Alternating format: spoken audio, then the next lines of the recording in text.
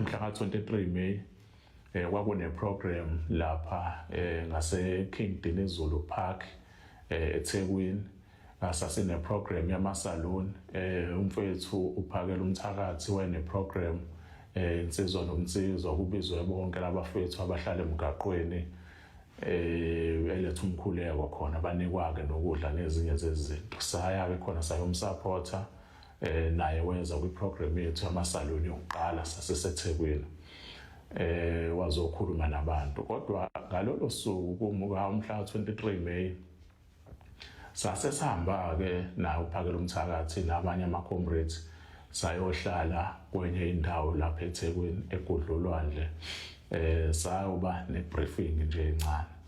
Kodwa izinto asayikhuluma naye ngalolo suku enye yayo ilento ethi uthi uphakela umthakathi ubaba uRamaphosa ufisa ukumbona, kodwa manje njobe efuna ukumbona iyavela into ethi kunemali afuna ukumnikeza yona.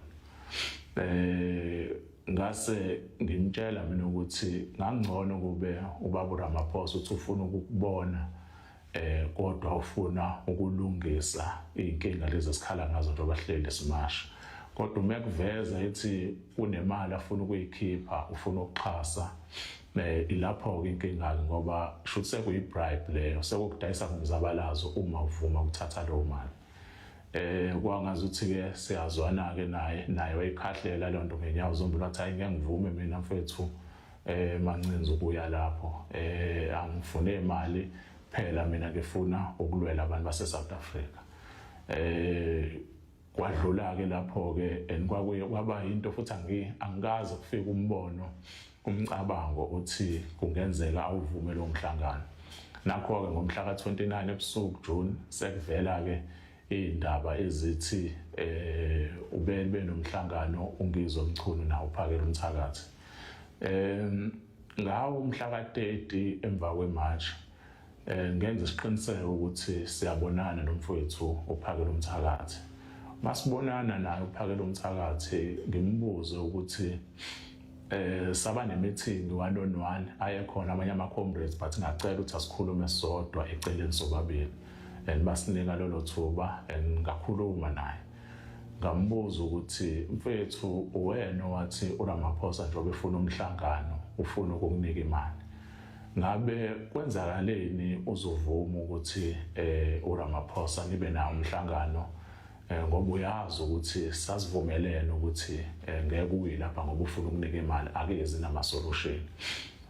Umfowethu-ke lozoyinsolo zonke wayiphika ukuthi ayikho imali eyithathile kuRamaphosa futhi yena akaswele futhi yena ufuyile uney'nkomo more than 500 ney'mbuzi more than 1000.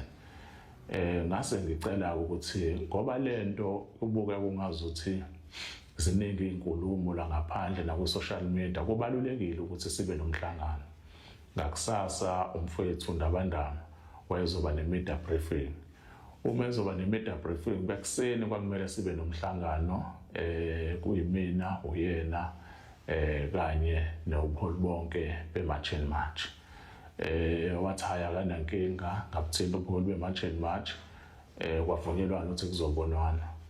Nakho-ke before i-media briefing sengifona ekuseni ngoba i-media briefing yakhe izoba ngo-3 thina kuzomele sibe nomhlangano ngo-12.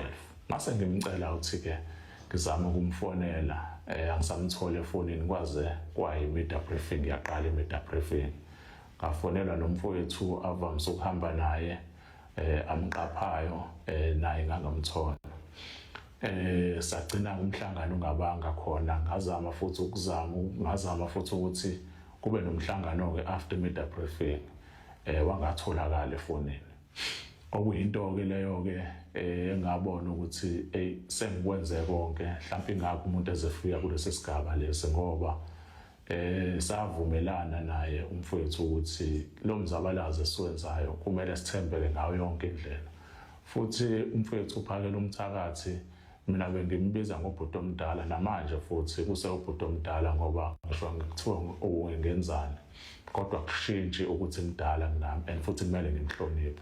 Kodwa izinto ayenza yokuthi makuba nenkinga kufanele sihlale phansi silungise leyo nto, gcine ngasawabamba ama-phone call ami, zonke lezo zinto gcine futhi engasaxhumani nobuholi bema-Gen March.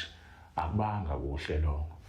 Mase kuba khona iy'nsolo ezithi before baye kulo mhlangano womhla 29 zithi bahlangana nabanye abantu abathile abasondelene noPresident uRamaphosa, bamnika imali engango-3 million esiyonke, kodwa kwaqale kwakhipha ideposit o-1.5 million.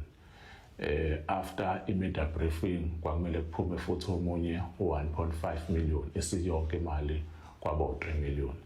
Zikhona-ke lezo insolo ey'njalo, okusho ukuthi uma ukuthi ngempela leyo nto yenzeka, ngoba umuntu abahlangana naye owenza yonke le nto ukuthi bethole imali, uBhejane Chauke, omunye usondelene kakhulu noRamaphosa loyo, kuthiwa imali bayithola kuyenani. Ukuthi-ke mawukuthi ngempela ikhona imali yaphuma yanikwa abafowethu, shuthi abalenzanga iqiniso, ngoba bekumele bayisho na-public ukuthi kunemali abayithola mawukuthi imali clean. Mhlambe kwaxhaswa umzabalazo ukuthi siqhubeke sizabalaze, noma babesizwe ey'ntweni zabo ey'personali, noma kwakusizwa insizwa nomnsizwa foundation, noma nje kwakuyimali yani, kodwa kubalulekile ukuthi umphakathi ulazi iqiniso, ngoba lo mzabalazo baningi abantu asebey'nikele kuwona, and baningi abantu asebenezitha ngokuthi bajoyine lo mzabalazo asekuwona. Wena uma uzohamba uyokhuluma ube nezivumelwane nabanye abantu esikholelwa ukuthi ibona basibeke size la sibakhona, uthatha imali engaka uyinike, uthatha imali engaka kubantu esikholelwa ukuthi ibona basibekela sikhona njengamanje. Lokho ngesiZulu kubizwa ngokuthi ukudayisa komzabalazo. Baningi-ke abantu okungenzeka beyigxeke inkulumo yami namhlanje, kodwa futhi ngiyazi ukuthi ekuhambeni kwesikhathi babona ukuthi why kwakumele izwe lazi ngalento, and why kumele sikhulume kanje njengelakho, ngoba abantu abaningi banenkolelo yokuthi kumele sibe united, sibumbane ukuze sizoqhubeka nomzabalazo wethu. Kodwa manje umbuzo omkhulu uthi uba united kanjani nomuntu osedayise ngomzabalazo? Siphephe kangakanani ukuthi sizothi sizabalaza isitha ongenza usasazi yonke into ukuthi senzani, and okunye isitha mhlambe sekuyisona esesinika abantu abathile sinabo emzabalazo nama-instruction, sigcine sesiphuma kwi-focus senze ezinye izinto okungamele ukuthi sizenze. Mina umfowethu uPhakela uMthakathi nomfowethu uNgizwe bengifisa ukuthi bayidisclose mawuthi kwakuwuxhaso noma kwakuyini, kodwa le mali ekusolakala ukuthi bayithola.